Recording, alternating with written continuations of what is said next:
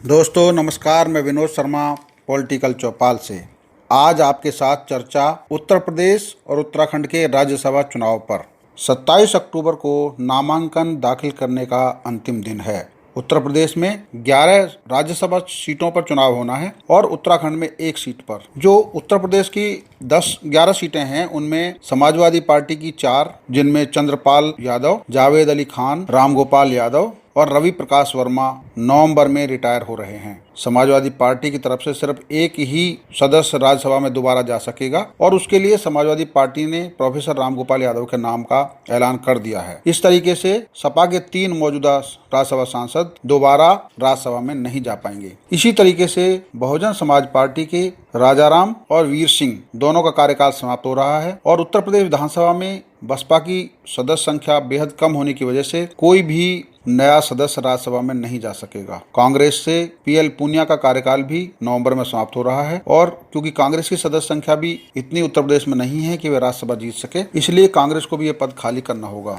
इस समय उत्तर प्रदेश में 31 राज्यसभा सदस्यों में से 15 बीजेपी के हैं, 8 सपा के हैं, बीएसपी के 4, कांग्रेस के 2 हैं। अमर सिंह की भी मृत्यु हो चुकी है। इस तरीके से ये सीटें खाली हुई हैं और अब इन चुनावों में बीजेपी को भारी फायदा होगा। भारतीय जनता पार्टी उत्तर प्रदेश में अरुण सिंह, नीरज शेखर और हरदीप सिंह पुरी को दोबारा मनोनीत करेगी, क्योंकि ये पहले से राज्यसभा सदस्य हैं और अब इनका भी कार्यकाल समाप्त हो रहा है। लेकिन चंद्रपाल यादव, जावेद अली खान, पीएल पूनिया, रवि प्रकाश वर्मा, राजा राम, वीर सिंह की जगह पर बीजेपी अपने नए चेहरे राज्यसभा में लाएगी। इसको लेकर मंथन चल रहा है। बीजेपी की कोशिश यह है कि 2022 के चुनाव को ध्यान में रखते हुए जातीय समीकरण, क्षेत्रीय समीकरण और महिलाओं के प्रतिनिधित्व को ध्यान में रखा जाएगा। उसमें क्षेत्रीय संतुलन इस तरह से कि बीजेपी ने पूरे उत्तर प्रदेश को पश्चिम क्षेत्र, ब्रज क्षेत्र, अवध क्षेत्र और झांसी के बुंदेलखंड क्षेत्र में बांटा हुआ है। तो राज्यसभा की जो सीटें खाली होंगी उनमें इन क्षेत्रों के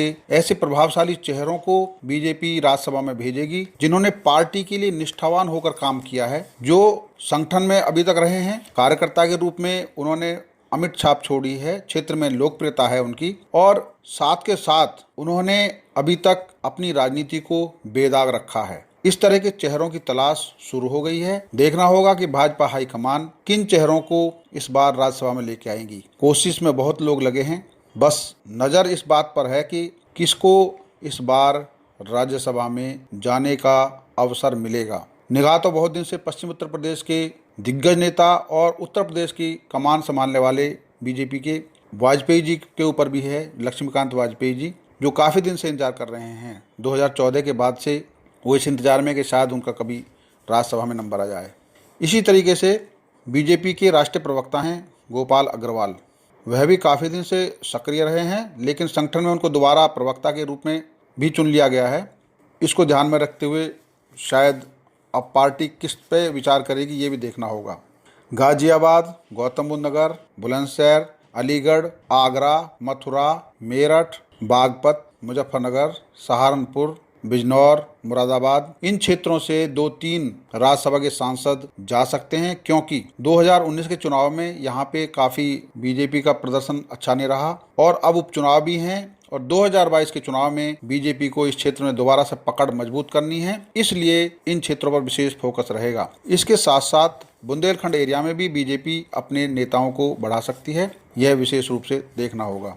जो चुनाव होना है उसमें 27 अक्टूबर नामांकन की तिथि है, 28 अक्टूबर को स्क्रूटनिंग होगी, 2 नवंबर तक नाम वापस लिया जा सकेगा और उसके बाद 9 नवंबर को मतदान है। बीजेपी की कोशिश यह रहेगी कि मतदान में वो ज़्यादातर उनके अपने सदस्य जीत जाएं और इस तरीके से राज्यसभा में बीजेपी बहुमत की तरफ अग्रसर होगी। खास बात यह है कि 3 नवंबर को उपचुनाव भी है और उत्तर प्रदेश के 6 जगह पर चुनाव है, उनमें बीजेपी को अपना शक्ति परीक्षण दिखाना है। सपा अलग से लोकदल के साथ मिलकर चुनाव लड़ रही है, बसपा पहली बार उपचुनाव में है, चंद्रशेखर की भीम आर्मी भी चुनाव लड़ रही है और कांग्रेस भी पूरी ताकत लगाए हुए है। ऐसे में बीजेपी को कोरोना काल, महामारी से निपटने के तौर तरीके और इस दौरान जो लोगों को बेरोजगारी का दंश झेलना पड़ा है, ऐसी परिस्थिति में जनता किसको कैसे चुनाव जिताएगी यह देखने वाली बात होगी।